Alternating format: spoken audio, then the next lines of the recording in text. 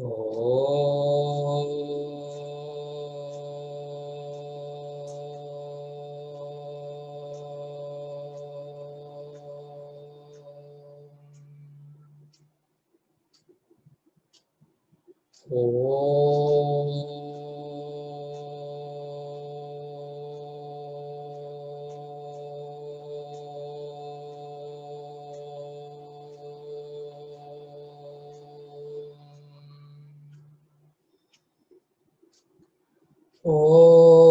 सहनाववतु सहनौ भुनक्तु सह वीर्यं करवावहै तेजस्विनावधीतमस्तु मा विद्विषावहै। ॐ शान्ति शान्ति शान्तिः। ॐ समस्तजनकल्याणे निरतं करुणामयं नमामि चिन्मयं देवं सद्गुरुं ब्रह्मविद्वरं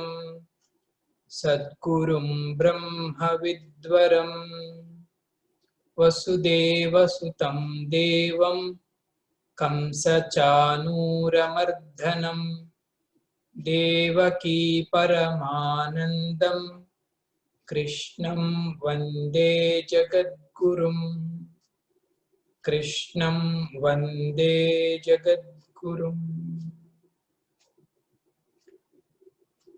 श्रीकृष्ण गोविंद हरे मुरारे हे नाथ नारायण वासुदेव।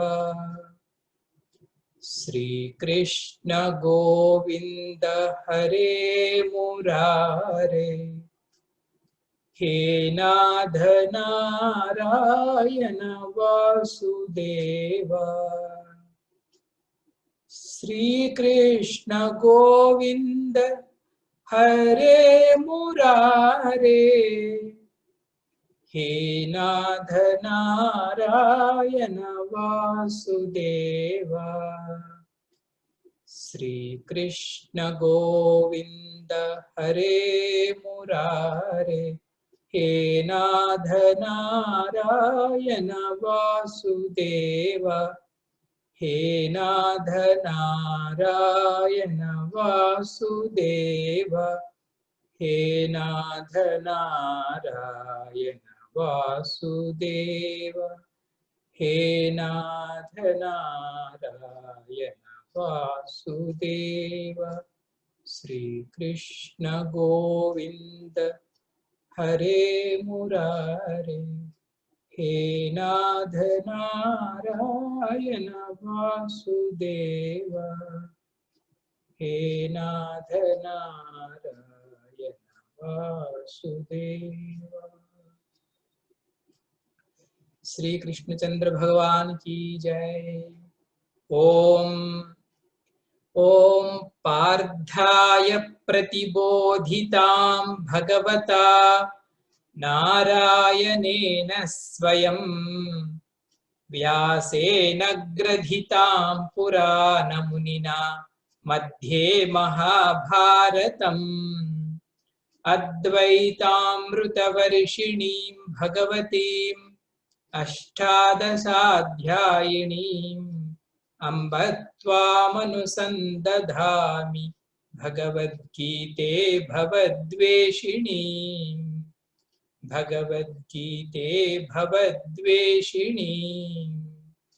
यं ब्रह्मा वरुणेन्द्र रुद्रमरुतः स्तुन्वन्ति दिव्यैस्तवैः वेदैः साङ्गपदक्रमोपनिषदैः गायन्ति यं सामगाः ध्यानावस्थिततद्गतेन मनसा पश्यन्ति यं योगिनः यस्यान्तं न विदुः सुरासुरगणाः देवाय तस्मै नमः।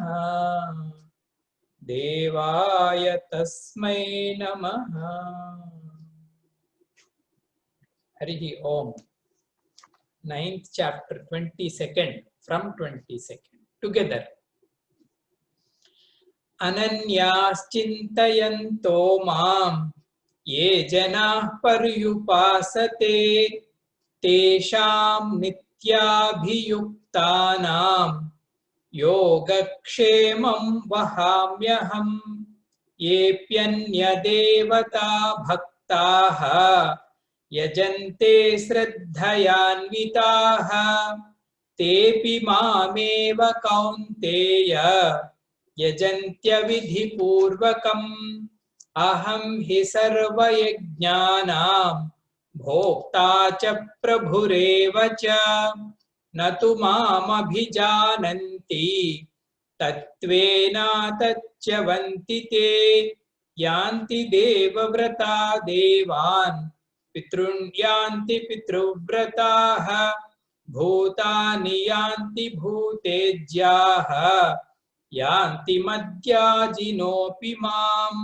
patram pushpam phalam toyam ye me bhaktya prayachati tadaham bhakyupahrutam asnami prayatatmanah yat karoshi yadasnasi yajjuhosi dadasi yat yat tapasyashi kaunteya tat kurushva madarpanam shubha shubha phalairevam mokshase karma bandhanaihi sannyasa yoga yuktatma vimukto mamupaishyasi samoham sarva bhuteshu name dveshyosti na priyaha ye bhajanti tu mam bhaktya mayite teshu chapyaham api chet suduracharaha bhajate mamananya bhak sadhureva samantavyaha samyak vyavasito hi saha kshipram bhavati dharmatma shashvachantim nigacchati kaunteya pratijanihi name bhaktah pranashyati. ఇంతవరకు నిన్నటి క్లాసులో చూసాం. నిన్నటి క్లాసులో శంకర భగవత్పాదులు last part ఏంటి స్వామి అంటే, హే కౌంతేయ, హే Arjuna, శృణు, now you listen.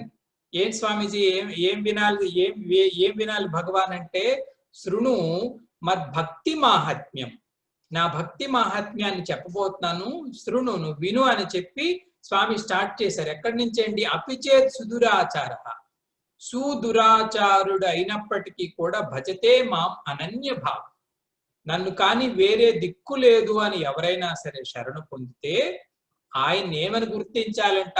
సాధురేవస మంతవ్య, ఆ క్షణం నుంచి ఆ వ్యక్తి సాధువుగా అందరూ గుర్తించాలి. సాధురేవస మంతవ్య. ఎందుకు స్వామీజీ అంటే, సమ్యక్ వ్యవసితో హి సహా, హీ టుక్ కరెక్ట్ డెసిషన్. ఏ నిర్ణయం జీవితంలో తీసుకోవాలో ఆ నిర్ణయాన్ని ఆయన తీసుకున్నాడు. భగవత్ శరణ్యాన్ని, భగవత్ శరణాగతిని కాంక్షించాడు. కాబట్టి క్షిప్రం భవతి ధర్మాత్మ, త్వరలోనే, తక్కువ టైంలోనే ఆయన ధర్మాత్ముడిగా మారుతాడు. తద్వారా శాశ్వత్ శాంతిం నిగచ్చతి, శాశ్వతమైన ఆ శాంతి పదాన్ని ఆయన పొందుతాడు. కౌంతేయ ప్రతిజానీహి, హే అర్జున నువ్వు ప్రతిజ్ఞ చెయ్యు. ఏంటి స్వామీజీ నేను ప్రతిజ్ఞ చెయ్యాలండి అంటే, నమే భక్త ప్రణశ్యతి, నా భక్తులు ఎప్పటికీ కూడా నా భక్తులకి నాశనం అంటూ ఉండదు, పతనం అంటూ ఉండదు అనమాట భగవద్భక్తులు. కానీ అర్జునుడిని స్వామి ప్రతిజ్ఞ చేయమన్నాడు. అంటే most what we call confidential statement, ఖచ్చితంగా జరిగే వాక్యం అని అర్థం అనమాట. సరే, ఈ విధంగా భక్తి ఏ విధంగా ఆచరించాలి, భక్తి యొక్క మాహాత్మ్యం ఏంటో పరమాత్మ సాక్షాత్తు భగవంతుడే చెప్తున్నాడు. భక్తి ద్వారా దేన్ని చేరుకుంటామో ఆయనే చెప్తున్నాడు, భక్తిని ఎలా మనం సాధన చేయాలని. సాధారణంగా మనం ఏమనుకుంటామంటే, జ్ఞాన మార్గం వేరు, భక్తి మార్గం వేరు, ఇవి రెండు అనుకుంటాం. భక్తి సాధనలు వేరు, భక్తికి ఉండే క్వాలిఫికేషన్స్ వేరు డెఫినెట్. అలాగే జ్ఞాన సాధనలు వేరు, జ్ఞాన అన్వేషణకు ఉండవలసిన క్వాలిఫికేషన్స్ వేరు. అయినప్పటికీ కూడా రెండింటి ద్వారా చేరే గోల్ మాత్రం ఒకటే. సాధ్యం ఏదైతే ఉందో అదొకటే. దాన్ని బ్రహ్మ అనొచ్చు, భగవంతుడు అనొచ్చు, ఆత్మ అనొచ్చు, ఆఖరికి చేరేది మాత్రం మూల బిందువు దగ్గరికి. అది సర్వాధిష్టానం, ఇంకా అంతకన్నా గొప్పది వేరే లేదు. దాని నుంచే మిగతావన్నీ కూడా ఉత్పత్తి అవుతాయి. మిగతావన్నీ అంటే మనమే కాదండి, సమస్త జగత్తు అక్కడి నుంచే ఉత్పత్తి అవుతుంది, స్థితి జరుగుతుంది, మళ్ళా లయం జరుగుతుంది. జగత్ కాకుండా కూడా తత్వం అనంతం ఉంది అని పెద్దవాళ్ళు చెప్తారన్నమాట. కాబట్టి రెండింటి ద్వారా మనం చేరుకునేది ఏంటండి అంటే ఆ పారమార్థికమైన సత్యం ఒక్కటే. దాని పేరు భగవంతుడు, బ్రహ్మ, ఆత్మ, దేవుడు, గాడు, ఈశ్వరుడు, ఏమన్నా సరే మన ఇష్టమే. చెప్తూ ఈ రోజు కూడా భక్తి యొక్క మాహాత్మ్యాన్ని స్వామి కంటిన్యూ చేస్తున్నారు 32వ శ్లోకం నుంచి. స్వామి ఏం చెప్తున్నారంటే, మాం హి పార్థ వ్యపాశ్రిత్య ఏపి స్యుః పాపయోనయః స్త్రియో వైశ్యాస్తథా శూద్రాః తేపి యాంతి పరాం గతిం.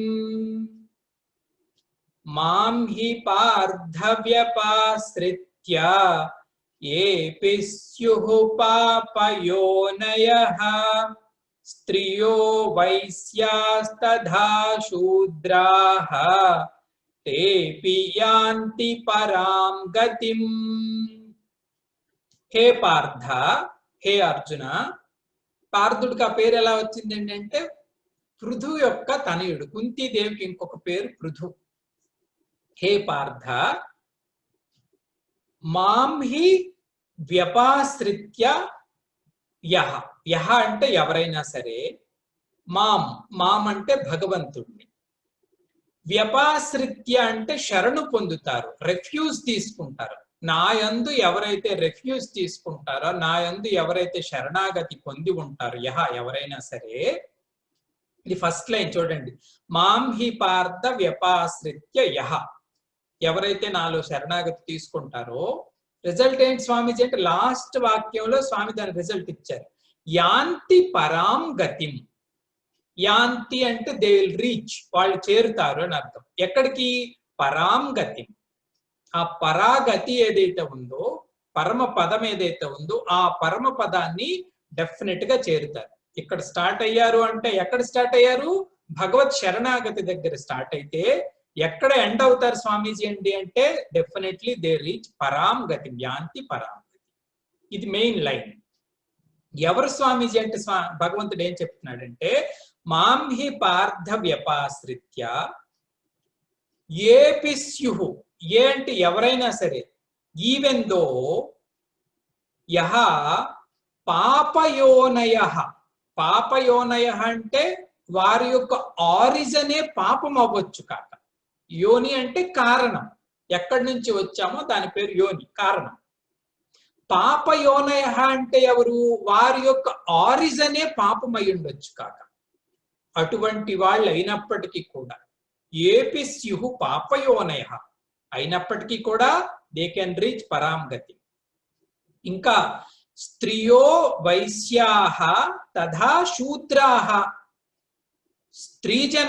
స్త్రీజనమైనా సరే, వైశ్యజనమైనా సరే, తథా శూద్రాః శూద్రజనమైనా సరే, దే ఆల్ అంటే అన్ని కేటగిరీలో ఉన్న ప్రజలు ఎవరైనా సరే, ఇఫ్ వాళ్ళు కాని వ్యపాశ్రిత్య నా శరణాగతిని పొందితే యాంతి తే అపి యాంతి పరాం గతి. తే అపి అంటే ఈవెన్ వాళ్ళు కూడా యాంతి పరాం గతి, ఆ పరాగతిని చేరగలరు. పరాగతి అంటే ఏంటంటే మోక్ష పదం. మోక్ష పదాన్ని ఎవరైనా చేరగలరు. పాప యోనయః అయినా సరే, స్త్రియో వైశ్యో తథా శూద్ర ఎవరైనా సరే చేరగలరు అని స్వామి చెప్తున్నారనమాట. ఇదేంటి స్వామీజీ ఇక్కడ స్త్రీ వైశ్య శూద్ర పాపయోనః ఇలా రాశారేంటి స్వామీజీ అంటే, భక్తి యొక్క మాహాత్మ్యాన్ని పరమాత్మ వర్ణిస్తున్నాడు. దీని అర్థం ఏంటో మనకు కొంచెం విశ్లేషణ చేస్తే అర్థమవుతుంది. మామూలుగా చెప్పుకోవాలంటే ఎవరైనా సరే భగవత్ శరణాగతిని పొందితే పరాగతిని చేరుతారని. మిగతా మార్గాల్లో ఈ స్టేట్మెంట్ ఉండదు. మనం వేదాంతంలో అయితే తత్వబోధ పట్టుకున్నప్పుడే చదువుతాం. వేదాంత విద్యార్థికి ఉండవలసిన లక్షణాలు ఏంటి అని చెప్తాడు ఆయన. ఏంటి స్వామీజీ ఉండాలంటే వివేకము, వైరాగ్యము, శమ, దమ, తితీక్ష, ఉపరతి, శ్రద్ధ, సమాధానము, ముముక్షత్వము, ఈ లక్షణాలన్నీ ఉన్నవాడి పేరే వేదాంత విద్యార్థి అని డెఫినేషన్ ఇస్తారు శంకర భగవత్పాదులు. ఇక్కడ భగవంతుడు ఏమిస్తాడు? ఏం అవసరంలా. భగవంతుడా నీకు శరణం అంటే you will reach the same goal. వాడు ఎంత కష్టపడి చేరుతాడు, వీడు అంత ఈజీగా చేరుతాడు అక్కడికి, పరాంగతి. అయితే దీనికి పెద్దవాళ్ళు ఎలా విశ్లేషణ చేశారో చూద్దాం. మధుసూదన సరస్వతి గారని ఒక గొప్ప మహాత్ములు ఉండేవారంట కాశీలో. ఆయన భగవద్గీత మీద చాలా పెద్ద వర్క్ చేశారు. శంకర భగవత్పాదుల తర్వాత అనేక మంది మహాత్ముల్లో భగవద్గీత మీద వర్క్ చేసిన మహాత్ముల లిస్ట్ లో ఆయన పేరు కూడా ప్రధానంగా ఉంటది. ఆయన పేరు మధుసూదన సరస్వతి. ఈ మధుసూదన సరస్వతి గారే మనం భగవద్గీతకు మొదట పాడుకుంటాం కదండి. గీతా ప్రార్థన, పార్థాయ ప్రతిబోధితాం, ఇవన్నీ రాసింది ఆయనే. తర్వాత పెద్దవాళ్ళు చెప్తారు ఈ చాప్టర్లకి అన్నిటికీ పేర్లు పెట్టింది కూడా ఆయనే అంటారు. ఈ చాప్టర్ కి ఈ పేరు, ఈ 18 చాప్టర్లకి పేర్లు పెట్టింది కూడా మధుసూదన సరస్వతి గారు అంటారు. ఆ మధుసూదన సరస్వతి గారు దీనికి విశ్లేషణ పాపయోనయ అంటే ఎవరండి అంటే ఆయన ఏం చెప్తాడంటే, ఏవి అయితే బుద్ధి పక్వత లేని జీవులు ఉన్నాయో వాటి అన్నింటినీ పాపయోనులు అంటాడు. బుద్ధి పక్వత లేని జీవులు ఎవరు స్వామీజీ అంటే పశువులు, పక్షులు, అంటే ప్లాంట్స్, యానిమల్స్, బర్డ్స్, ఈవెన్ రాక్షసులు, అసురులు కూడా. ఈ కేటగిరీని అంతటినీ కూడా పాపయోనులు అని వారు నిర్వచిస్తారు. వీళ్ళనందరినీ పాపయోనులుగా అనాలి అని చెప్తాడు ఆయన. చెప్తూ వీళ్ళు భగవంతుడిని ఎలా చేరుతారు? సో మనుషులంటే ఓకే, దేవతలంటే ఓకే, చివరికి చెట్లు, పక్షులు, పశువులు, రాక్షసులు వీళ్ళు కూడా భగవంతుడిని చేరుతారా స్వామీజీ అంటే మహాత్ములు ఏం చెప్తారంటే భక్తి యొక్క ప్రతాపం అంత గట్టిగా ఉంటదండి. భక్తికి అంత ప్రతాపం ఎలా ఉంటుంది స్వామీజీ అంటే భక్తిలో ఉన్న మర్మం అంతా ఏంటంటే భక్తిలో భగవంతుడు ఉంటాడు. భక్తి ఈ మూడు కలిసే మొన్న చెప్పుకున్నాం మనం. భక్తుడు, భక్తి, భగవంతుడు ముగ్గురు కలిసే ట్రావెల్ చేస్తారు. భక్తుడు అల్పుడే కావచ్చు కాక, ఎవరైతే భగవద్ అన్వేషణ చేస్తున్నాడో వాడు అల్పుడే కావచ్చు కాక, కానీ వాడి పక్కనే ఉన్న వ్యక్తి ఎవరు? పక్కనే ఉన్నది ఎవరు? పరమాత్మ. పరమాత్మ అంటే అనంత శక్తి స్వరూపుడు. ఆ భక్తి ప్రతాపం వలన ఆయన ఎవరినైనా లిఫ్ట్ చేయగలడు. ఎలాంటి జాతి వాళ్ళనైనా, ఎలాంటి స్పీసీస్ అయినా లిఫ్ట్ అవ్వగలరంత ఉత్కృష్టమైన స్థితికి. రామాయణంలో మనం చూసాం కదండి, జటాయు, సంపాతి, అనేకమైన వానరులు, భల్లూకాలు, ఇవన్నీ కూడా రామగతిని పొందాయి. కేవలం రామాయణంలో వాటి పాత్రలే కాదు, రామగతినే పొందాయి. మహా భాగవతంలో చూస్తాము, మణిగ్రీవుడు, నలకుబేరుడు, ఇద్దరు చెట్లు, అవి 2 చెట్లు. శ్రీకృష్ణ పరమాత్మ ఆ చెట్లకు లిబరేషన్ కల్పించాడు. కాబట్టి భక్తి ప్రతాపం వల్ల ఏదైనా జరుగుతుంది. శ్రీకాళహస్తిలో మనం చూస్తాం, శ్రీకాళహస్తి మహాత్మ్యంలో 3 జంతువులే శ్రీకాళహస్తి. ఒక సాలిగూడు, ఒక సాలిపురుగు, ఒక ఏనుగు, ఒక పాము. 3 కూడా శివుడిని ఆరాధించాలని, ఈవెందో అవి పశువులు, పక్షు, చిన్న చిన్న జాతి జన్మలు అయినప్పటికీ కూడా భగవంతుడు పైన వాటికి మమకారం పుట్టింది. భగవంతుడు వాటికి లిబరేషన్ ఇచ్చాడు, మోక్షాన్ని ప్రసాదించాడు. సో వీటన్నిటిని కూడా పాపయోనులు. పాపయోనులు అంటే ఇవాల్వ్ అవ్వనటువంటి జీవులు కింద లెక్క. వాళ్ళకి కూడా ఛాన్స్ ఉంది. ఇది నిజం. ఎక్కడికి చేరేది? భగవంతుడి యొక్క పరాగతిని చేరడానికి ఈవెన్ వాటికి కూడా అర్హత ఉందటండి. చూడండి ఎంత ప్రతాపము భక్తిది. స్వామీజీ చిన్న డౌట్ స్వామీజీ, నిన్న చెప్పారు సుదురాచారులు అని చెప్పారు, ఈ రోజేమో పాపయోనులు అని పాపయోనయ అని చెప్తున్నారు. రెండింటికి ఏమైనా డిఫరెన్స్ ఉందా స్వామీజీ? చిన్న డిఫరెన్స్ ఉందంట. సుదురాచారుడు అని నిన్న చెప్పుకున్నవాడు, వాడు మొదట పుట్టుకు గొప్ప పుట్టుకే పుట్టాడు, కానీ తర్వాత కంపెనీ వలన కానీ, తర్వాత మిగతా దుస్సంగత్యాల వలన కానీ దురాచారం నేర్చుకుని పతనమైపోయాడు. అటువంటి వ్యక్తి సత్సంగం వల్ల మళ్ళా తనని తాను ప్యూరిఫై చేసుకొని ఉన్నత గతికి చెందాడు, సుదురాచారం. ఈ రోజు పాపయోనులు ఎవరంటే వీళ్ళ గత జన్మలలో వీరు పాప కర్మలు చేసి ఈ జన్మలో మంచి శరీరాన్ని పొందలేదు. అటువంటి వాళ్ళు కూడా తరించడానికి ఛాన్స్ ఉంది. అంటే ఈ జన్మలో మనం చేసిన పాపాలని భగవంతుడు క్షమించి ఉద్ధరించటమే కాదు, గతగత జన్మాలలో మన ప్రారబ్ధాల్లో పాపాలు ఉన్నప్పటికీ కూడా అంటే ఇది అర్థం. ఇంటర్నెట్ కొంచెం ప్రాబ్లం వస్తుంది, చూద్దాం. రెండోది స్వామి ఏం చెప్పారు? స్త్రియో వైశ్య తథా శూద్రాహ అన్నారు. స్త్రీలు కానీ, వైశ్యులు కానీ, శూద్రులు కానీ, తేపి ఎవరైనా సరే నన్ను చేరుకోగలరు అని. చేరుకోగలరు అంటే అనేక అర్థాలు మనం చూడొచ్చు. ఏంటి స్వామీజీ అనేక అర్థాలు అంటే, కొన్ని పంథాలలో స్త్రీలను కొన్ని ప్రత్యేకమైన రిలీజియస్ ఆచారాలకి అలౌ చేయరు, మనం చూస్తామే. ఒక హిందూ సంస్కృతుల్లోనే కాదు, చాలా సంస్కృతుల్లో వారికి కొన్ని లిమిటేషన్స్ ఉంటాయి. కాబట్టి దేవతా ఆరాధన పర్టికులర్ టైంలో they are not allowed into temple, లేకపోతే ఇది ప్రత్యేకమైనది, ఇది స్త్రీలు చేయకూడదు, ఏవో కొన్ని లిమిటేషన్స్ పెట్టొచ్చు కాక. కానీ స్వామి ఇక్కడ చెప్తున్నాడు, నన్ను చేరడానికి మాత్రం ఏ ప్రాబ్లం లేదు. మీరు వేరే ఏదో ఉపచారం చేయాలనో లేకపోతే వేరే ఆచారం చేయాలనో మీరు లిమిటేషన్స్ పెట్టుకుంటే పెట్టుకోవచ్చు కాక, కానీ భగవత్ పరాగతిని చేరడానికి మాత్రం ఎవరైనా అర్హులే. Any time they can pray for me, any time they can meditate on me, no problem అని స్వామి చెప్తున్నారు అన్నమాట.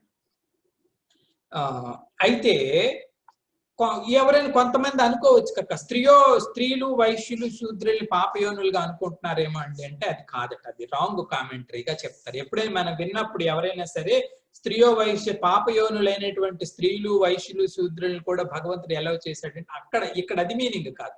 పాపయోనులు వారు వేరే, స్త్రీ వైశ్య శూద్రులు ఈ కేటగిరీ వేరుగానే చెప్పాలి అని చెప్తాం. సరే, ఇది బాగుంది. ఇప్పుడు మొదటి పాపయోనయ అంటే అర్థం ఏం చెప్పుకున్నామండి అంటే, పూర్వ జన్మలలో పాపకర్మల వలన పక్షులుగా, జంతువులుగా, అంటే ఇవాళ్ళు కాని బుద్ధి వలన పుట్టిన వాళ్ళని చెప్పుకున్నాం. స్వామి యాక్చువల్ గా పాపము అంటే ఏంటి స్వామీజీ? ఆధ్యాత్మిక దృష్టితో పాపము అంటే ఏంటి స్వామీజీ అంటే దానికి నిర్వచనం. పాపం అని దేనిని అన్నారు? పాపం అంటే ఏంటంటే పాతి అజ్ఞానం ఇది పాప అంటారు. పాతి అంటే అర్థం ఏంటండి? రక్షతి, రక్షిస్తాదట, అది ఆ వృత్తి. పాతి రక్షిస్తుంది దేనిని? అజ్ఞానాన్ని ఏదైతే రక్షిస్తాదో అది పాపం. ఇది డెఫినేషన్. పాతి అజ్ఞానం ఇది పాప.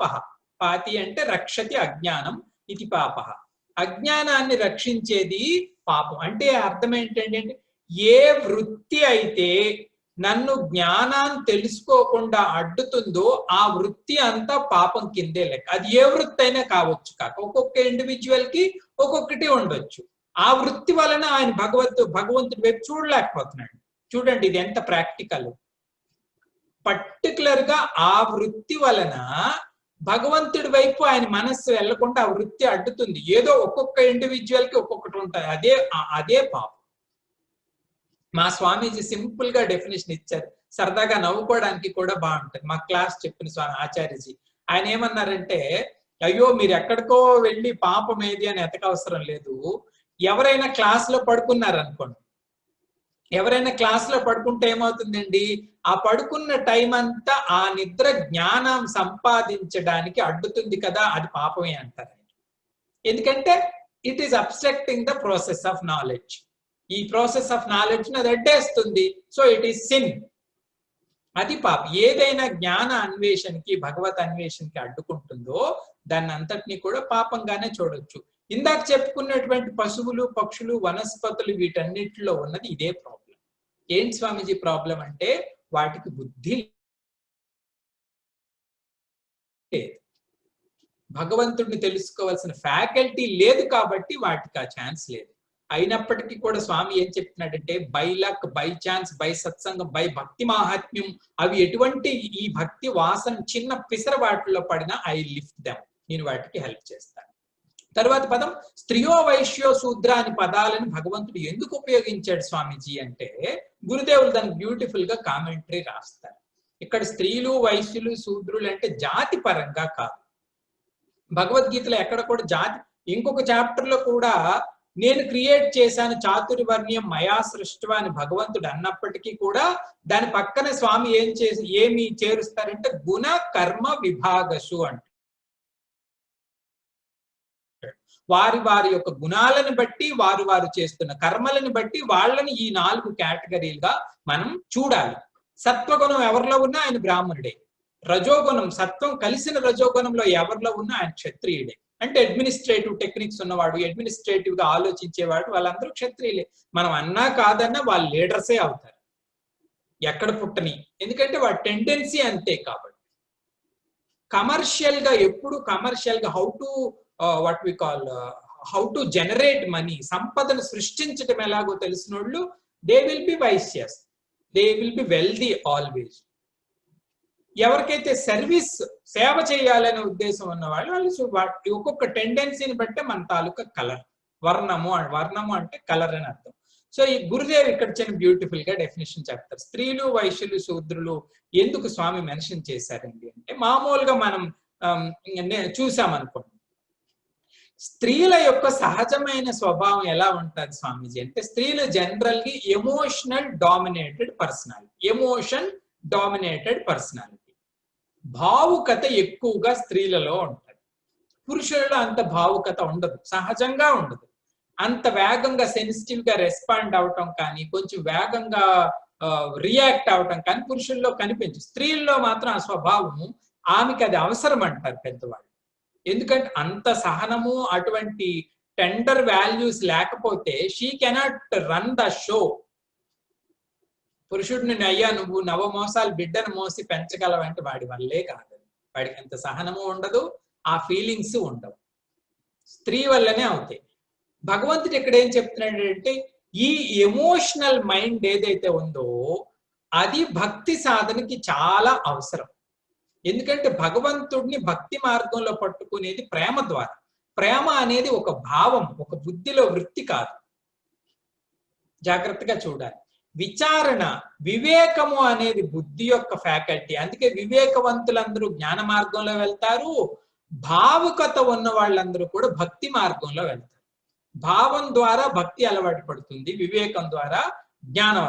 సో కాబట్టి స్త్రీలు అంటే ఇక్కడ ఎమోషనల్ గా ఉన్న వాళ్ళందరూ కూడా ఈ కేటగిరీకి. ఎనోక తులసీదాస్ గారు, తర్వాత తుకారాం మహారాజు, వీళ్ళందరూ భావ ప్రధానమైనటువంటి మహాత్ములు. విచారత ఉంటుంది కానీ వాళ్ళ మెయిన్ పర్సనాలిటీ భావ ప్రధానమైనది.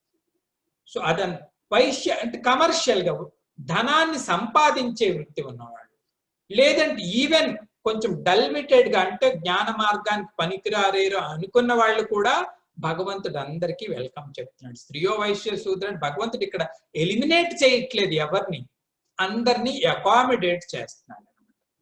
అందరూ రావచ్చు. భక్తి శబరి ఉంది, శబరి స్త్రీ, tribal women, but she got Bhagwan Ram. ఎలాగండి అంటే ఆమెకి ఉన్న క్వాలిఫికేషన్ ఏంటండి అంటే భక్తి. అందుకే మనం చూసుకున్నాం శబరి ప్రసంగం ఆ రోజు చెప్పినప్పుడు, రాముడు ప్రత్యక్షం అవగానే శబరికి ఏమి మాటలు రావు. మాటలు రాకుండా శబరి ఏమంటదంటే, మే అధమ నారి అంటది. అన్ని నేను బై బర్తే అందరికన్నా వాట్ వి కాల్ లో గ్రేడ్ లో పుట్టాను, ట్రైబల్ ఉమెన్, మాకు ఆ సంస్కారం ఏమీ లేదు, భక్తి సాధన జపము తపము అంటే మనకే లేవు, వాళ్ళకి ఇంకెలా దొరుకుతాయి ఉత్తమమైన సంస్కారాలు. ఒకటి. రెండోది, పైగా నేను ఒంటరి స్త్రీని, సో నేను ఎలాగ గ్లోరిఫై చేస్తానంటే, రాముడు అక్కడ సమాధానం చెప్తాడు ఏమిటంటే, ఏమో కానీ శబరి నాకు ఒక ప్రాబ్లం ఉంది అంటాడు. ఏంటి స్వామీజీ మీ ప్రాబ్లం అంటే, నేను ఇవేవి చూడను, ఎక్కడైనా భక్తి ఉంది అంటే నా మనసు అక్కడ వాళ్తుంది, అది నీలో ఉంది. నువ్వు స్త్రీయా లేకపోతే ఇంకొకట అవేవి నాకు కనిపించవు. నాకు కనిపించేది ఏంటండి అంటే ఆ భక్తి భావన కానీ ఉంటే భగవంతుడి దృష్టి దాని మీదే పడుతుంది. ఇది 100% యథార్థం, ప్రతి ఒక్కరికి అనుభవంలో ఉన్న సత్యం. నిజంగా మీరు భక్తితో శ్రీ వెంకటేశ్వర స్వామి గుడికి వెళ్ళండి, స్వామి మీరు ఏ భావంతో వెళ్ళారో ఆ భావాన్ని ఆయన అక్కడ స్పృశిస్తాడు. ఇది యథార్థం. శ్రీ వెంకటేశ్వర స్వామి అని కాదు, చిన్న మన ఇంట్లో పూజ చేసి భక్తి భావంతో పూజ చేసిన రోజు భగవంతుడి యొక్క రెస్పాన్స్ వేరు, లేని రోజు భగవంతుడి యొక్క రెస్పాన్స్ వేరు. ఆయన చూసేది ఆ కోణాన్ని. కాబట్టి ఎవరు దేనికి చెందినా భక్తిలో అందరినీ అలౌ చేస్తాడు. Doors are open for devotion. అపిచేత్ సుదురాచారాన్ని స్వామి స్టార్ట్ చేశారు. అందుకే నారద భక్తి సూత్రాల్లో నారద మహర్షి ఒక మాట అంటాడు.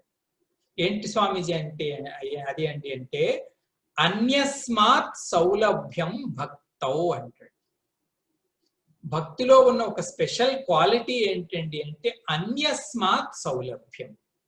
అంటే ఇతర మార్గాల కన్నా సులభత ఉంటుందంట భక్తిలో. అనేక మార్గాలు ఉన్నాయి భగవంతుడిని చేరుకోవడం. యోగ మార్గము అంటారు, మన వల్లనే కాదు. ప్రాణాయామ, ప్రత్యాహారం, ఎన్నెన్నో అష్టాంగ యోగాలు చేసి భగవంతుడు. జ్ఞాన మార్గం, వివేక, వైరాగ్య ఇత్యాది అనేక రకాల వైరాగ్య మార్గాలు, అనేక శాంఖ్య మార్గం, నైయాయికం, అనేకం. కానీ దేనిలోని లేనిది సౌలభ్యం భక్తిలో ఉంది. అన్యస్మాత్ సౌలభ్యం భక్తౌ అంటాడు. భగతి స్వతంత్ర అంటారు తులసి రామాయణం. భక్తికి ఉన్న మరొక స్పెషాలిటీ ఏంటండి అంటే భక్తి స్వతంత్రమైనది. స్వతంత్రం అంటే ఎవరైనా ఎప్పుడైనా భక్తిని పొందొచ్చు. చిన్న చిన్న భక్తుల కథలే మనల్ని ఇన్స్పైర్ చేసి కంప్లీట్ గా భగవంతుడిని పొందే వరకు లీడ్ చేస్తాయి. ఇంత గొప్ప మహాత్మ్యం భక్తిలో ఉంది. ఒక హస్బెండ్ అంట ఈ శ్లోకాన్ని పట్టుకొని 32వ శ్లోకాన్ని పట్టుకొని వెళ్ళి భార్య దగ్గరికి వెళ్ళాడంట. Actual he wants to impress his wife. చూడు ఇక్కడ భగవద్గీతలో స్వామి ఏమో పర్టికులర్ గా స్త్రియో వైశ్యో శూద్రాహ పాపయోనయ తేపియాంతి పరాం గతి అంటే ఆయన అనుకుంటున్నాడంటే she will get angry because Bhagwan is talking about ladies. ఆమె చెప్పిందంట, ఏం మాట్లాడుతున్నారండి మీరు? భగవాన్ శ్రీకృష్ణుడు చెప్తే దట్ ఈస్ రైట్, అందులో ఇంకా డిబేట్ కి ఛాన్స్ ఏముంది? పైగా రెండోది ఏంటంటే తేపి ఆంతి పరాం గతి అంటాడు. Even they also can reach me. So where is the discussion? కాబట్టి దీని మీద డిబేట్ చేయవలసిన పనే లేదు అని ఆమె చెప్పింది. అంటే దీని అర్థం ఏంటంటే అంటే ఎవరైనా సరే భగవత్ శరణాగతి పొందితే దే ఆల్ రీచ్ ద పరాగతి. పరాగతి అంటే ఇంకా ఫైనల్ చెబుతూ 33ని కంటిన్యూ చేస్తున్నారు స్వామి. కిం పునర్బ్రాహ్మణ పుణ్యాః భక్తా రాజర్షయస్తథా అనిత్యమసుఖం లోకం ఇమం ప్రాప్య భజస్వ మాం. కిం పునర్బ్రాహ్మణ పుణ్యాః భక్తా రాజర్షయస్తథా అనిత్యమసుఖం లోకం ఇమం ప్రాప్య భజస్వ మాం. కిం పునః, కిం పునః అంటే ఇందాక వాళ్ళంతా చేరినప్పుడు పుణ్యాః బ్రాహ్మణాః భక్తాః రాజర్షయః తథా. ఇంకా మిగతా వాళ్ళ గురించి మాట్లాడుకోవాల్సిన అవసరమే లేదు, అందరూ రావచ్చు అన్నప్పుడు బ్రాహ్మణాః పుణ్యాః అంటే ఇక స్వామి అర్థం ఏంటంటే మిగిలిన ఉత్తములైన వాళ్ళందరూ కూడా. రాజర్షయః every one can reach me. బ్రాహ్మణులు అంటే ఇక్కడ అర్థం ఏంటంటే హోలీ పీపుల్ అని అర్థం. బై బర్త్ అని కాదు, హోలీ పీపుల్, ఇంటలెక్చువల్స్, మేధా బుద్ధి బలం బాగా ఉన్నవాళ్ళు, ప్యూర్ హార్టెడ్ గా ఉన్నవాళ్ళు, గుడ్ కాండక్ట్ ఉన్నవాళ్ళు, వీరిని బ్రాహ్మణులు అనాలి. బ్రాహ్మణుడికి ఉండవలసిన లక్షణాలు ఇవన్నీ. ఏంటి స్వామీజీ అంటే గుడ్ కాండక్ట్ ఉండాలి, మంచి వ్యవహారతం, ప్యూర్ హార్ట్ ఉండాలి, పవిత్రమైన అంతఃకరణ ఉండాలి, మేధోగుణం ఉండాలి. మేధోగుణం అంటే విచక్షణ చేయగలిగే శక్తి ఉండాలి. హోలీ అంటే పావనమైనటువంటి మనస్తత్వం ఉంటే పుణ్యాః. అందుకే స్వామి ఇక్కడ యాడ్జెక్టివ్ ఉపయోగించాడు. కిం పునర్బ్రాహ్మణాః పుణ్యాః, they all can reach me. భక్తాః రాజర్షయః. రాజర్షయ అంటే క్షత్రియులు. క్షత్రియులకి ఆయన ఇచ్చిన యాడ్జెక్టివ్ ఏంటంటే రాజర్షయ.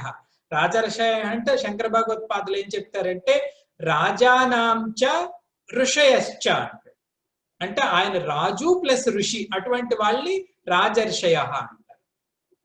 రాజు ఋషి ఎలాగా కలుస్తాయి స్వామీజీ అంటే సత్వ మిశ్రిత రజోగుణం ఉన్న వాళ్ళని రాజర్షులు అంటారు. మనం చూసాం చరిత్రలో జనక మహారాజు, పరీక్షిత్తు, వీళ్ళందరూ కూడా రాజర్షులు. బ్రాహ్మణ అంటే శంకర భగవత్పాదులు ఇత్యాదులు, ఇటువంటి గొప్ప మహాత్ములు. వీళ్ళందరూ డెఫినెట్ గా భగవంతుడిని చేరుతారు, అందులో డౌట్ ఏం లేదు. కిం పునర్బ్రాహ్మణాః పుణ్యాః భక్తాః రాజర్షయః తథా. తథా అంటే దే ఆల్సో కెన్ రీచ్ భగవాన్. అయితే కండిషన్ ఏంటి? కేవలం బ్రాహ్మణులైనంత మాత్రాన, క్షత్రియులైనంత మాత్రాన, స్త్రీ వైశ్య శూద్రులు పాపయోనులైనంత మాత్రాన చేరుతారంటే అది కాదు. భక్తాః, దే షుడ్ హ్యావ్ భక్తి. భక్తి ఉంటే ఎవరైనా సరే. ఇక్కడ చూడండి, స్వామి మొత్తం కవర్ చేశాడు. ఎక్కడి నుంచి కవర్ చేశాడు? అసురులు, వనస్పతులు, పక్షులు, పశువులు, మనుష్యులలో ఉన్న అన్ని కేటగిరీలు, స్త్రీలు, శూద్రులు, వైశ్యులు, క్షత్రియులు, బ్రాహ్మణులు. అంటే దీని అర్థం ఏంటండి అంటే, జన్మనెత్తిన ప్రతి జీవుడు భక్తికి అర్హుడు. జన్మనెత్తిన ఏ యోనిలో ఉన్నప్పటికీ కూడా జన్మనెత్తిన ప్రతి జీవుడు కూడా భక్తికి అర్హుడే. హే అర్జున, ఇది నువ్వు తెలుసుకో, ఇది నా యొక్క భక్తి మాహాత్మ్యము అని స్వామి భక్తి యొక్క మాహాత్మ్యాన్ని కంప్లీట్ చేసేసారు. చూడండి, ఒక లైన్ లో చెప్పుకోవాలంటే, అపిచేత్ సుదురాచార నుంచి స్టార్ట్ చేసి యాంతి పరాం గతిం దగ్గర క్లోజ్ చేశాడు స్వామి.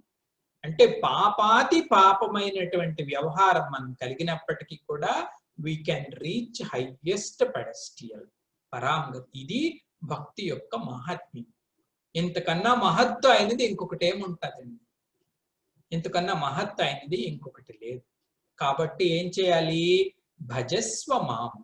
లాస్ట్ లైన్ లో శ్రీకృష్ణ పరమాత్మ చెప్తున్నాడు. అంతా విన్న తర్వాత మనం ఏ కంక్లూషన్ కి రావాలండి అంటే, భజస్వ మాం అని భగవంతుడే చెప్తున్నాడు. కాబట్టి మీరు అందరూ మాం భజస్వ, భగవంతుడినైన నన్ను మీరందరూ కూడా సేవించండి అని స్వామి డైరెక్ట్ గా చెప్తున్నాడు. రామాయణం అంతా విని ఫలితం ఏం రావాలండి? రామాయణ శ్రవణం చేశామంటే రాముడి పైన భక్తి రావాలి. మరొక పర్పస్ కోసం అయితే రామాయణాన్ని పఠించవలసిన అవసరం లేదు. రామాయణం యొక్క ప్రధానమైన లక్ష్యం ఏంటండి అంటే రామభక్తి పుట్టాలి. భగవద్గీత వింటున్నామండి అంటే ప్రధానమైనది ఏంటండి అంటే భగవంతుడి పైన అనురాగం కలగాలి. అది కలిగితేనే మన జన్మలు ఉద్ధరణకు వస్తాయి, లేకపోతే అంతే. పునరపి జననం పునరపి మరణం, తెలిసినా తెలియకపోయినా ప్రభావం ఉండదు. కాబట్టి భజస్వ మాం, నన్ను భజించండి అని స్వామి చెప్తున్నారు. భజ గోవిందం భజ గోవిందం గోవిందం భజ మూఢమతే.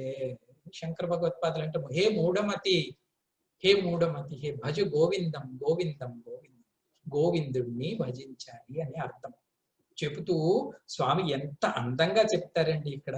అనిత్యం అసుఖం లోకం ఇమం ప్రాప్య. హే జీవా, ఎక్కడ పడ్డావో చూడు. అనిత్యం అసుఖం లోకం ఇమం ప్రాప్య. ప్రాప్య అంటే నువ్వు పడ్డావు, నీకు దొరికింది. ఏంటి దొరికింది?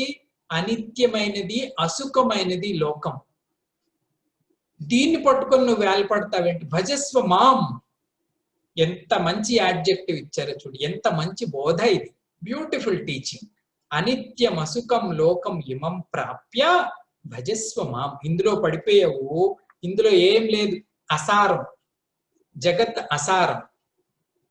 ఏ పొజిషన్ లో నువ్వు ఉండు, ఏ పోస్ట్ లో ఉండు, ఏ పోస్ట్ లో లేకపో, రెండింటి వలన ప్రయోజనం సున్నా. ఇది సత్యం. అనిత్యం అసుఖం లోకం ఇమం ప్రాప్య. ఇందులో పడిపోయి ప్రయోజనం లేదు. భజస్వ మాం అని చెప్పుతున్నారు. మనకు తెలిసిందే జగత్తు అనిత్యం అని మనకు తెలుసు. ఎందుకంటే జగత్తులో నిత్యమైన వస్తువు ఏదీ లేదు, ఇంక్లూడింగ్ మన శరీరం. శరీరం కూడా క్షణక్షణము మారుతూనే ఉంటుంది. పేరెంట్స్ అనుకున్నాము, వాళ్ళు వెళ్ళిపోయారు. ఇంకెవరో అనుకున్నాము, వాళ్ళు వెళ్ళిపోయారు. ఇల్లు మారింది, అన్ని మారింది, జాబ్ మారింది, రిటైర్ అవుతాము, పని చేస్తాము, ఫ్రెండ్స్, ప్రతి ఒక్కటి అనిత్యమే. ఏది శాశ్వతమైనది ఉండదు జగత్తులో. కానీ మనం ఏం చేస్తాం తెలుసా అంటే, దీన్నే పట్టుకుంటాం. దాని పొజిషనే అనిత్యము. అటువంటి అనిత్యమైన వస్తువు నుంచి మనకు నిత్యమైనది, శాశ్వతమైనది, బలమైనది కావాలంటే అది అబ్సర్డ్, అది లభించే ఛాన్సే లేదు. ఒక సుభాషితం ఉంది, బ్యూటిఫుల్ గా చెప్తారు. ఆ సుభాషితంలో మన పరిస్థితి ఎలా ఉంటదండి అంటే, ఏ ధ్రువాని పరిత్యజ్య అధ్రువం పరిసేవతి. ఏ ధ్రువాని పరిత్యజ్య అధ్రువం పరిసేవతే ధ్రువాని తస్య నశ్యంతి అధ్రువం నష్టమేవచ అంటారు సుభాషితం. ఏ అంటే మనం ఏం చేస్తున్నామంట, ధ్రువాని పరిత్యజ్య అధ్రువం పరిసేవతే. ధ్రువము అంటే శాశ్వతమైనది, శాశ్వతమైనది పరిత్యజ్య మనం దాని వైపు చూడటంలే. ధ్రువాని పరిత్యజ్య అంటే మనం దాని వైపు చూడటం లేదు. మరేం చేస్తున్నామండి, అధ్రువం పరిసేవతే. అధ్రువమైన దానికి, అశాశ్వతమైన దానికి మనం సేవ చేస్తున్నాం, శాశ్వతమైన దాన్ని చూడకుండా. అయితే తద్వారా ఏమవుతుందండి అంటే, అశాశ్వతమైనది నువ్వు ఎంత సేవ చేసినా దాని పొజిషనే అశాశ్వతం కాబట్టి అది నీ దగ్గర స్థిరంగా ఉండే ఛాన్స్ లేదు.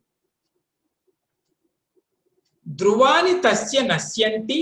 ధ్రువాని తస్య నశ్యంతి అంటే వాడు అటువైపు చూడడం లేదు కాబట్టి వాడికి భగవత్ వాసనే కలగదు జీవితంలో. ధ్రువాని తస్య నశ్యంతి, దాన్ని ఎలాగూ కోల్పోయాడు. పోనీ దీన్ని ఏమైనా పొందుతాడంటే అధ్రువం నష్టమేవచ. అధ్రువమైన దానికి నష్టమే ఉంటదిగా, అధ్రువమైన దానికి నష్టమే ఉంటది.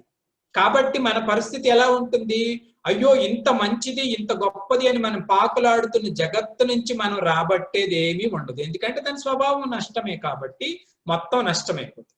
పోనీ శాశ్వతమైన దాన్ని ఏమైనా జీవించి ఉండగా పట్టుకున్నామంటే దాని వైపు మనం చూడలేదు కాబట్టి దాంతో మనకి సంపర్కం కలిగే ఆస్కారం ఉంది. కాబట్టి రెండిటికి చెడ్డ రేవడి అయిపోతాం. ధ్రువమైన దానిని మనం చూడట్లేదు, అధ్రువమైన దాన్ని మనం వదట్లేదు. కానీ దాని పరిస్థితి అధ్రువం. What it can give? అదేమీ ఇవ్వలేదు, జగత్తు ఏది ఇవ్వదండి. ఇంత మనకు తెలిసిన సత్యమేది, ఇంతగా మనం ఆరాధిస్తున్న శరీరం కూడా మనతో రాదు. ఇది నియమం, ఇది ప్రకృతి నియమం. ఇది ఇక్కడ పడేసి వెళ్ళిపోవలసింది. ఏమి సంపాదించుకుంటామో వాసనలే వస్తాయి. కానీ లౌకికమైన ఎంత చేసినా లౌకికమైన వాసనలే వస్తాయి తప్పించి పారమార్థికమైన వాసన పడదు. భగవంతుడిని సేవిస్తే కనీసం ఈ జన్మలో మనం పరమాత్మ యొక్క స్థానాన్ని చేరుకోకపోయినా కనీసం భగవంతుడి యొక్క వాసన మనలో పడిన ఆ వాసన మళ్ళీ పెరగటానికి, అది మళ్ళీ అటువంటి పరిస్థితిని భగవంతుడు మళ్ళా కల్పించే ఛాన్స్ ఉంటుంది. కాబట్టి భజస్వమ అనిత్యం అసుఖం ఇమం ప్రాప్య. ఇటువంటి అనిత్యమైన అసుఖమైన లోకంలో నువ్వు పడావు, భజస్వమాం, నన్ను భజన చెయ్యు అని పరమాత్మ చెప్పుతున్నాడు. ఇది భగవంతుడిచ్చిన ఇన్స్ట్రక్షన్, ఇది సారం. భగవద్గీత సారం ఏంటండి అంటే భగవంతుడి యొక్క శరణాగతి. శుభాశ్యామ బోలు బందే కృష్ణ కృష్ణ కృష్ణ. ప్రతి క్షణంలో కూడా భగవంతుడినే మనం స్మరించాలి. మీరాబాయి అంటదండి, భజన వినా నరఫీకో అంటదండి.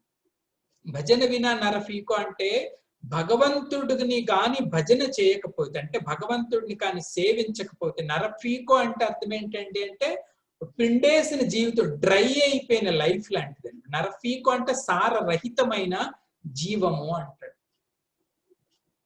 ఆ మహాత్మ్యం మనకి తెలియక మనం ఆశ్రయించటం లేదు అని పెద్దవాళ్ళు చెప్తారండి. భగవంతుడి యొక్క టచ్ ఉండాలి మన లైఫ్ లో. సుఖ మహర్షి పుట్టుకతోనే బ్రహ్మజ్ఞాని అంట ఆయన. అంటే తల్లి కడుపులోంచి బయటికి రాకముందే ఆయన బ్రహ్మస్పర్శ కలిగింది, మహావిరాగి అయిపోయాడు అని చెప్తారు. సుఖబ్రహ్మ, ఆయన పేరు సుఖబ్రహ్మ. మహావిరాగి అయ్యి ఇంకా బయటకు వచ్చిన వెంటనే నుంచి బయట నడిచి వెళ్ళిపోతాడు ఆయన. ఎందుకంటే ఆయనకి మరి ఏం అమకారం లేదు, తండ్రి తల్లి ఇల్లు ఏమీ అవసరం లేదు, అలా వెళ్ళిపోతూ ఉండేవాడు. కేవలం బ్రహ్మరమణ.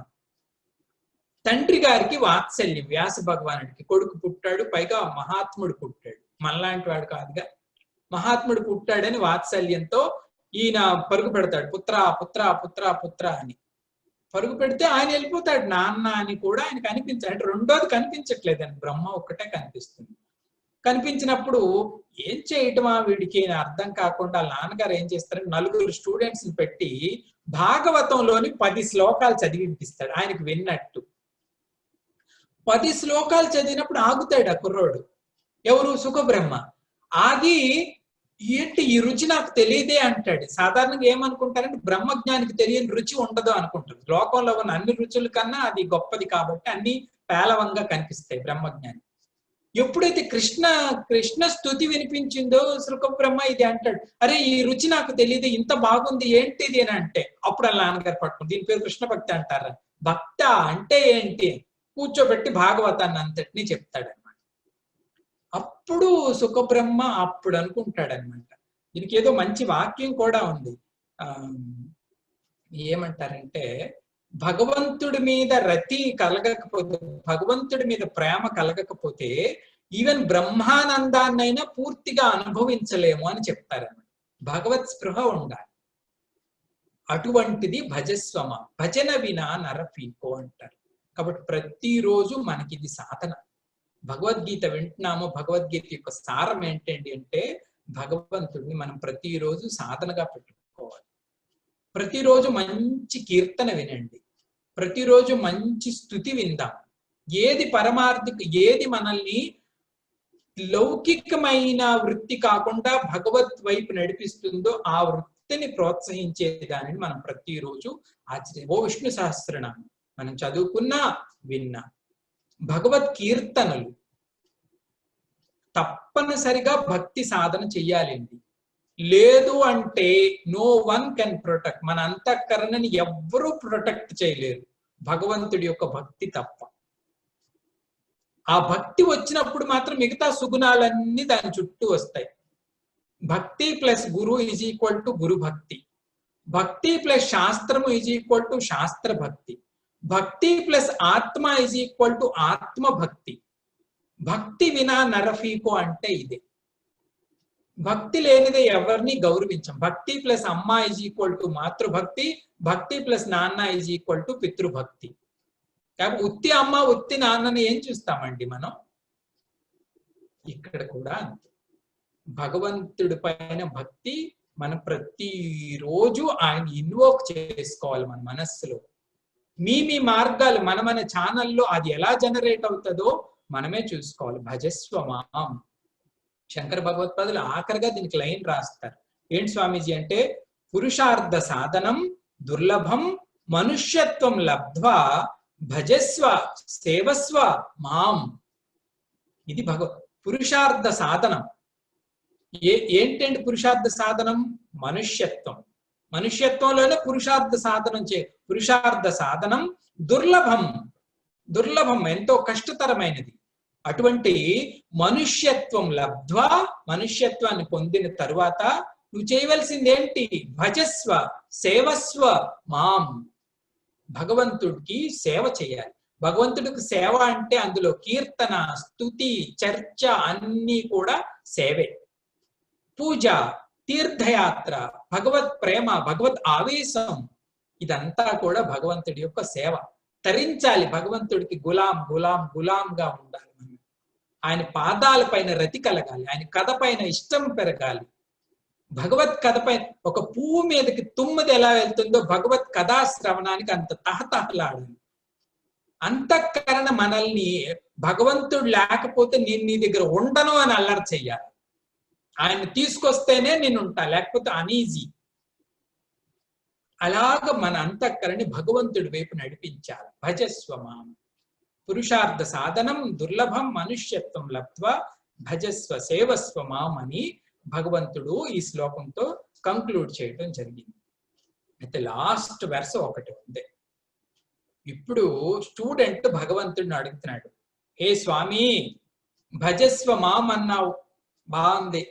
అపిచేత్ సుదురాచారుడి నుంచి పరాంగతికి చేరుకుంటాడు అన్నావు. అంటే దాని అర్థం ఏంటంటే నా పాపాలన్నింటినీ నువ్వు క్షమిస్తావు, యు ఫర్గివ్ మీ. తర్వాత నీ శరణాగతి ఇస్తానన్నావు.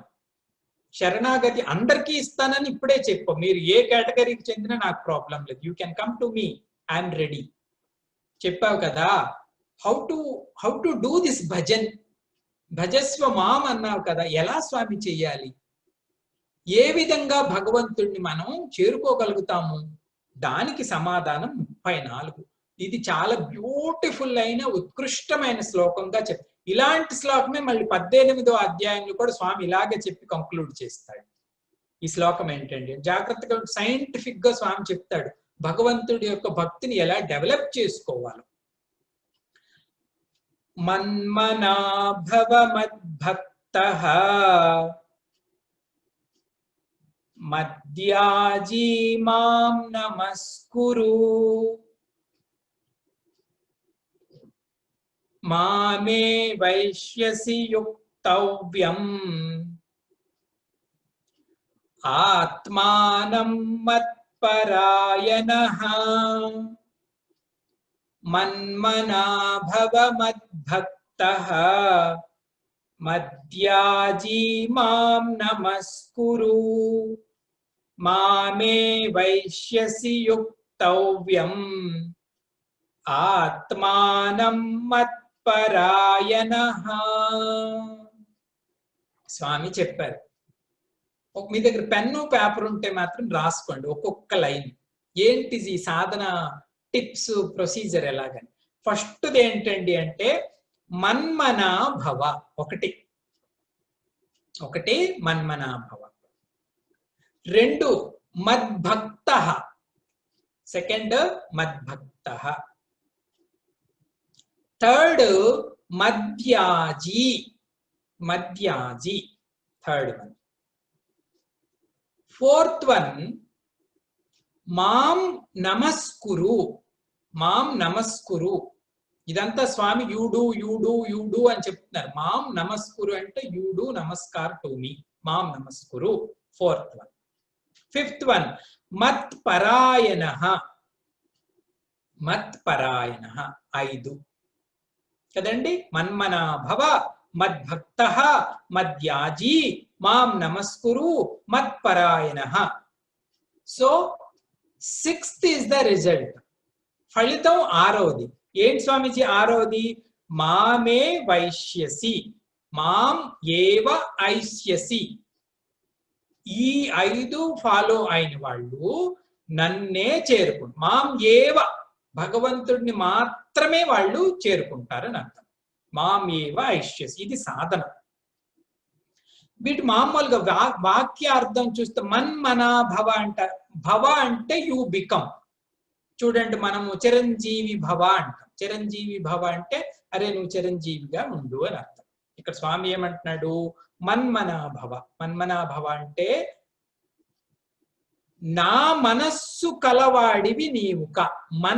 మత్ మనః భవ కలిపితే మన్మనా భవ. మత్ మనః భవ, నా మనస్సు కలవాడివిగా ఉండు, మన్మనా భవ. 2 మద్భక్తః. మద్భక్తః అంటే యు బికమ్ మై డివోటీ, నా భక్తుడుగా ఉండు. 3 మద్యాజీ. యజనము అంటే పూజనం, పూజ. మద్యాజీ అంటే నా పూజకుడుగా ఉండు, నా పూజ చేసేవాడిగా ఉండు, మద్యాజీ. 4th మాం నమస్కురు. మాం నమస్కురు అంటే ఎల్లప్పుడూ కూడా నాకు నమస్కరిస్తూ ఉండు, మాం నమస్కురు. 5 మత్పరాయణః. మత్పరాయణము అంటే అర్థం ఏంటి అంటే గోల్, ఎయిమ్. నీ యొక్క గోల్ ఏమై ఉండాలి ఏంటి అంటే నేను. మత్పరాయణః, నీకు గోల్ గా నన్ను ఉంచుకో. ఈ 5 కానీ పాటిస్తే మాం ఏవ ఐష్యస్, నీవు నన్నే చేరుతావు అనేది వాక్యానికి ఉన్న అర్థం, భగవంతుడు చెప్పిన వాక్యానికి అర్థం. అయితే ఇందులో ఉన్న సైన్స్ ఏంటో బ్యూటిఫుల్ గా చెప్తారు మహాత్ములు, చాలా బాగా రాశారు. ఆలోచించండి. ఫస్ట్ సాధన, ఫస్ట్ మనం నెంబర్ 1 ఏం రాసుకోవాలండి అంటే మన్మనా భవ అనేది మొదటి సాధన. మొట్టమొదట భక్తి సాధన ఎక్కడి నుంచి స్టార్ట్ అవుతుందండి అంటే ఇదే. నిజానికి చెప్పుకోవాలనుకుంటే ఏ సాధన అయినా ఇక్కడి నుంచి. యోగ వాసిష్టంలో కూడా ఈ భగవంతుని చేరుకోవడానికి ఫస్ట్ స్టెప్ ఏంటండి అంటే సంకల్ప అంటాడు. ఇక్కడ మన్మనా భవ అంటే అది. నా మనస్సు కలవాడివై ఉండు అని కదా అర్థమండి. మనస్సుకు నిర్వచనం ఏంటండి? వేదాంతంలో చెప్తాం, సంకల్ప వికల్పాత్మక మనః అంటాం. ఎక్కడైతే మనం సంకల్పాలు చేస్తామో ఆ సంకల్పాలు చేసే ప్రాంతాన్ని మనః అంటాం.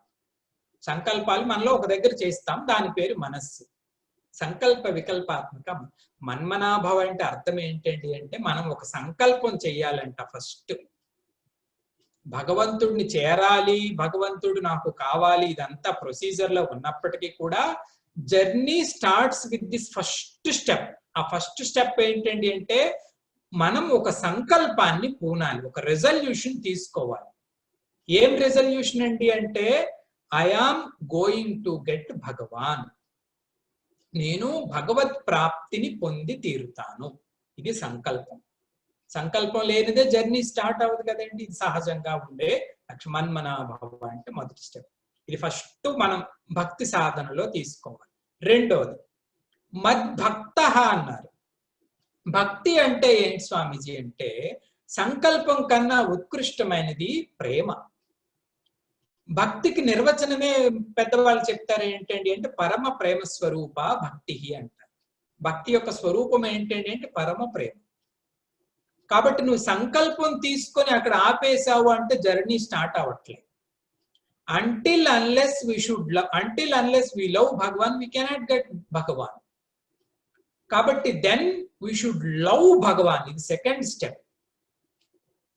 స్వామి భగవంతుడి పైన ప్రేమ ఎలా కలుగుతుంది స్వామీజీ? ఏమైనా సైడ్ సాధనలు, ప్రేమ కలగడానికి ఏమైనా సాధనలు ఉన్నాయండి అంటే ఒకటే ఏంటండి అంటే మహాత్ముల యొక్క చరిత్రలు.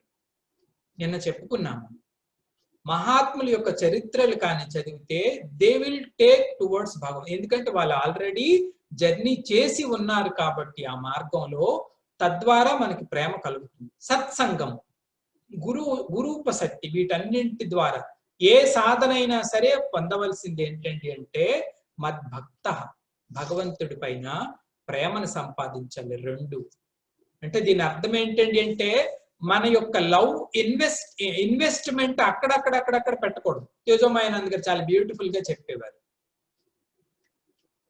ఏం స్వామీజీ ఒక్కొక్క సాధకుడు తాలూకా పురోగతి ఒక్కొక్కడికి వేరువేరుగా ఉంటది. ఎందుకు? వాళ్ళు మనలాగే జన్మనెత్తినప్పటికీ కూడా వాళ్ళు దివ్యమైన భగవంతుడిని పొందుతారు. మనము ఉంటాం భక్తి మార్గంలోనూ జ్ఞాన మార్గంలోనూ, కానీ ఎలాంటి వాసన ఎలాంటి శోభ మనకి రాదు. కారణం ఏంటి స్వామీజీ అంటే తేజోమయానంద గారు దీనికి ఆన్సర్ ఏమిస్తారంటే నీ దగ్గర 100 రూపాయలు ఉన్నాయనుకోండి, ఆ 100 రూపాయలు ఒక దగ్గరే నువ్వు ఇన్వెస్ట్మెంట్ చేస్తే 100 రూపాయలకి రావాల్సినంత ప్రాఫిట్ మనకు వచ్చేస్తుంది. కానీ మనం ఏం చేస్తామంటే ఈ 100 రూపాయలు 100 బ్యాంకుల్లో ఇన్వెస్ట్ చేస్తాం. రూపాయి అవంతా ఖర్చు అయిపోయి భగవంతుడి బ్యాంకులో రూపాయే వేస్తాం, 99 రూపాయలు మిగతా డబ్బీల్లో వేస్తాం. ఇది తేడా. భక్తుడు వాడి తాలూకా ప్రేమ కోర్, వాడి హృదయానికి కింగ్ ఎవరండి అంటే నా హృదయానికి మహారాజు నా దేవుడు. మిగతా అందరిని నేను గౌరవిస్తాను, మిగతా అందరిని నేను ఇష్టపడతాను, కానీ నా హార్ట్ కోర్ ఎవరండి అంటే స్వామి. అది భక్తి. కంప్లీట్ గా వాడు లవ్ ఇన్వెస్ట్మెంట్ అంతా అక్కడే పెట్టాడు కాబట్టి ఈ విల్ గెట్ మోర్ ప్రాఫిట్. ఎంత ఎవరు చెప్తారు, అన్నమయ్య చెప్తాడు కదండి, నీ వలన కొరతే లేదు నీరు కొలది తామరవు అంటాడు. భగవంతుడి వల్ల కొరతే లేదు, నీరు కొలది తామర అంటే ఎంత నీరు పోస్తే అన్ని తామరలు పుడతాయి అన్నమాట. నీరు కొలది తామరవు. కాబట్టి మన లవ్ కోర్ పరమాత్మ మద్భక్త. మూడోది మత్పరాయణ. ఇవన్నీ ప్రాక్టిస్. పరాయణం అంటే అర్థం ఏంటండి అంటే మన లైఫ్ లో దేనికి మనం ఎక్కువ వాల్యూ ఇస్తున్నామో దాని పేరు పరాయణము అంటారు. ఒక్కొక్కరమే ఒక్కొక్క దానిని పరాయణంగా పెట్టుకుంటాం. కానీ ఆ పరాయణ వస్తువు ఏది ఉండాలండి అంటే పరాయణ వస్తువు భగవంతుడే నా పరాయణం. దాని పేరు మత్పరాయణం అంటారు. శంకర భగవత్పాదులు దీనికి ఒక విచిత్రమైన ఎగ్జాంపుల్ ఇస్తారు. ఎంత బాగా విశ్లేషించారు స్వామి ప్రజల యొక్క నాడిని దీన్ని చూస్తే తెలుస్తుంది. ఒక పురుషుడు ఉన్నాడు అనుకోండి, సాధారణంగా ఏ పురుషుడినైనా పట్టుకోవచ్చు, కానీ ఇది మాత్రం సత్యం. జనరల్ గా లే పీపుల్ అంటే మామూలుగా ఉన్న పురుషుడి దగ్గరికి వెళ్ళి అరే అనేక మంది స్త్రీలు అందరూ కనిపిస్తున్నారు అనుకోండి, నీకు ఈ స్త్రీలు అంటే ఇష్టమేనా అని అడిగామనుకోండి, అడిగితే వాడు ఏమంటుంటే విపరీతంగా గ్లోరిఫై చేస్తాడు. ఆహా స్త్రీ లేనిదే జీవితమే లేదు, స్త్రీయే మకరందము, అది ఇది అది అన్ని విపరీతంగా గ్లోరిఫై చేస్తాడు. వాడి హృదయంలోకి వెళ్ళి చూస్తే వాడికి ఏముంటదో తెలుసా? అరే నీకేం అవ్వాలని ఉందిరా అని వాడి హృదయాన్ని అడిగితే నాకు రాజును అవ్వాలని ఉంది అంటాడు. ఇది పురుషుడు యొక్క స్వభావం అంట శంకర భగవత్పాదులు చెప్తాడు. అంటే వాడి తాలూకా వృత్తుల్లో మిగతా వాటికి ఎంత విశేషమైన అలంకారాలు ఇచ్చినప్పటికీ కూడా వాడి హృదయంలో వాడికి రాజు అవ్వాలని ఉంది. నీకు ఒక స్త్రీ కావాలా, చీఫ్ మినిస్టర్ పోస్ట్ కావాలంటే చీఫ్ మినిస్టర్ పోస్ట్ కావాలంటాడు వాడు. అట్టా అది పరాయణం. పరాయణం అంటే దేనికి మనం ఎక్కువగా వాల్యూ ఇస్తాం, అది భగవంతుడు నన్ను పెట్టుకోండి అంటున్నాడు. ఈ మూడు కానీ మనం పెట్టుకుంటే, సంకల్పము, ప్రేమ, పరాయణము, ఈ మూడు పెట్టుకుంటే సహజంగా నాలుగవది స్టార్ట్ అవుతుంది. నాలుగవది ఏంటి స్వామీజీ అంటే యజనం, మధ్యాజి అన్నారు. యజనము అంటే అప్పటి నుంచి భగవంతుడి కోసం పని చేయడం మొదలు పెడతాం. జాగ్రత్తగా ఆలకించాలండి. భగవంతుడి కోసం పని మొదటైతే పత్రం, పుష్పం, ఫలం, తోయం ఇవి అర్పించినట్టు, అర్చన చేసినట్టు, కైంకర్యం చేసినట్టు ఇలాగే స్టార్ట్ అవుతుంది. క్రమేపీ భగవత్ యొక్క ఆవేశం పెరుగుతున్న కొద్ది మనం చేస్తున్న పనులన్నిటికీ కూడా గాడ్ సెంటర్డ్ గా పెట్టుకుంటాం. యత్ కరోసి, యదస్నాసి, యజ్జుహోసి, యత్తపస్యసి, యద్దాస్, ఏది మనం చేస్తున్న భగవద్ అర్పితంగా నేను చేస్తాను. ఇది కర్మలన్నిటిని యజనం చేయడం అంటే. మొదటి పూజా మందిరంలో స్టార్ట్ అయిన భక్తే మిగతా మనం చేస్తున్న అన్ని కర్మలలోనికి కెప్టెన్ భక్తే అవుతుంది. ఇది యజనం. ఈ యజనం చేస్తూ, యజనం ఎక్కడి నుంచి, పత్రం, పుష్పం నుంచి యత్కారోషి ఇత్యాది యజనాలన్నీ చేస్తూ ఒక్కదాన్ని మనం అంతఃకరణలో మెయింటైన్ చేయాలంట. అది ఏంటి అంటే ఆఖరిది. దాని పేరు మాం నమస్కురు. మాం నమస్కురు అంటే మామూలు నమస్కారం అనుకుంటాం. నమస్కారం అంటే నా మమహ, నాది కాదు అని అర్థం. అంటే భగవంతుడికి శరణాగతి. దీన్ని ఆత్మ నివేదనం అంటారు. రెండింటిని మనం పెట్టుకోకూడదు. ఈ సాధన తాలూకా పరాకాష్ట, భక్తి సాధన యొక్క పరాకాష్ట రెండింటిని పెట్టుకోకూడదు. ఒకటి ఏంటండి అంటే ఈగో. భగవంతుడు అభిమాన ద్వేషి, దైన్య ప్రియుడు అంట. నారద భక్తి సూత్రాల్లో చెప్తాడు. భగవంతుడి యొక్క స్వభావంలో ఆయన అభిమాన ద్వేషి. అభిమాన ద్వేషి ఎవరైనా అభిమానం చూపి అంటే నేను నేను నేను నేను అంటే ఆయనకు నచ్చదండి. మరి ఏం నచ్చుతుంది స్వామీజీ అంటే దైన్య ప్రియుడు, దీనత నచ్చుతుందంట. టక్కనే వచ్చేస్తాడు స్వామి. సో మాం నమస్కురు అంటే ఒకటి ఈగో ఉండకూడదు. రెండోది ఏంటి అంటే మనకి స్వార్థపూరితమైన కోరికలు ఉండకూడదు, డిజైర్స్ అంటాం. ఈ రెండింటిని త్యాగం చేయటాన్ని నమస్కారం అంటారు. ఇది ఫైనల్ భక్తిలో. ఎక్కడి సంకల్పం నుంచి ప్రారంభించి సర్వ సంకల్పాలకి కెప్టెన్ ఎవరండి? నేను అనే భావన. దాన్ని డైల్యూట్ చేస్తాం మనం స్లోగా చేసి సర్వం బ్రహ్మార్పణం, సర్వత్ భగవదార్పితం వరకు చెప్తాం. Definitely they will reach me. మాం ఏవ ఐష్యసి. ఇదే భజనం.